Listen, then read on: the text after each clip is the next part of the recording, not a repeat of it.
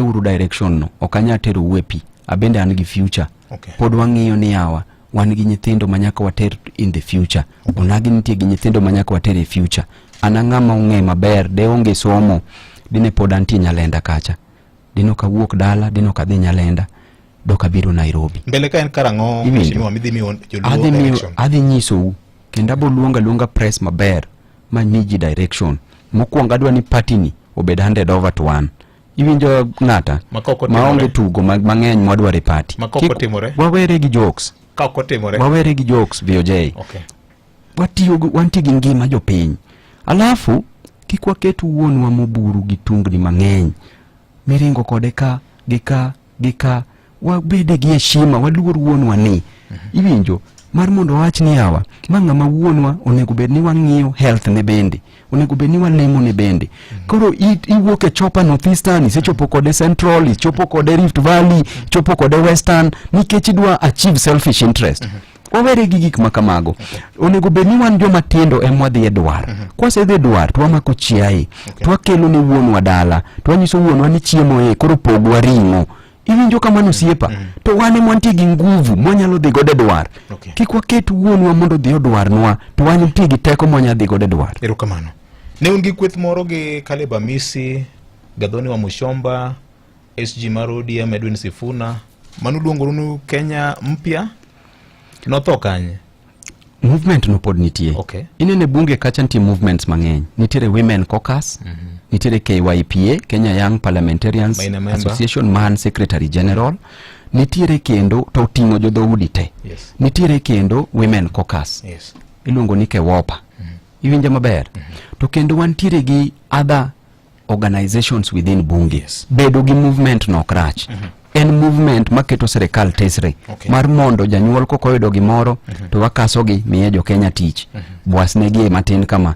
Mar mondo makatini oyange matin mondo chopne jopiny. Erokamano. Podo ngima.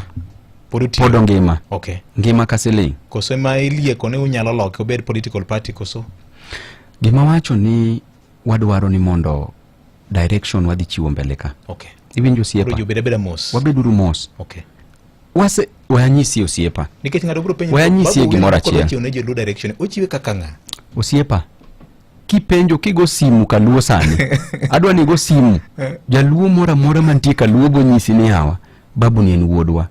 Wang'iyo kode mbele. To nanyiso uga ka pile. Ni babu ni. Kikugo ahinya.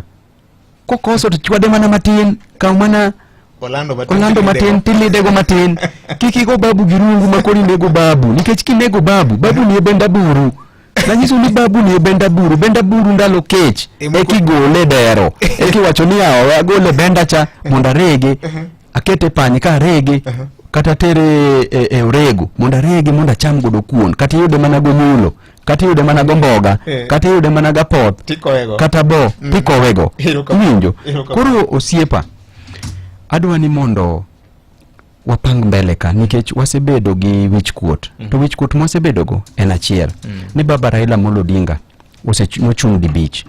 Adiera babo chung kendo mochung kuma beach gi te baba noyombo elections 4. Ma baba okobedo declared the winner. Kendo mara riyo osiepa ogol baba ka nitero AU. Manyaka Museveni biro nyaka Nyanza, Siaya, mawach ni baba ni wang ni wadhi keto AUC, African Union Chairperson, ma oside kaka jaduong' mar joluo. Winja mondi matin VOJ. Moside nyaka gi ker mwan godo sani. Tigolo baba ka nyaka gi Obasanjo. Titero baba Ethiopia, African Union Chairperson. Osiepa to Museveni chuo mok bi kata ok nyon kata Ethiopia. Samia Suluhu ok nyon Ethiopia. To nochikwa ni dhimiwa gini tikuodo wi baba. Tiduoko baba ka manyaka waduoko nyaka baba e sanduku osiepa. Gini lit. Gigi emomiyo kwa paro to wacho ni hawa. Gima nwa believe in en gima baba no believe in chande. Koro emomiyo wacho ni hawa. Babu ni ng'ieuru gi wang' maber. Chieng' moro achiel no yue pi wang' joluo. Joluo se yuak from independence from 1963. To in 1963 osiepa nonego bed ni wayudo telo wami historia moro matin.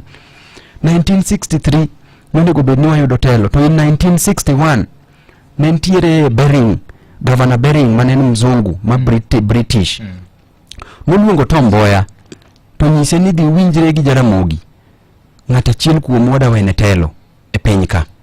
Tadiera Tom Mboya nowuok ma gidhi Ofafa Jericho moluong jo South Nyanza moluong jo Central Nyanza mobet piny ma Tom Mboya wacho ni ayiewene Jaramogi moduogo Nairobi kama onyiso Governor Bering.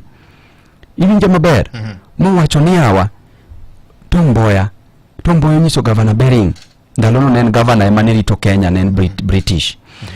Moyiewene Jaramogi because nenti gi chuny mar hera nowacho ni anobire bunge on that Tuesday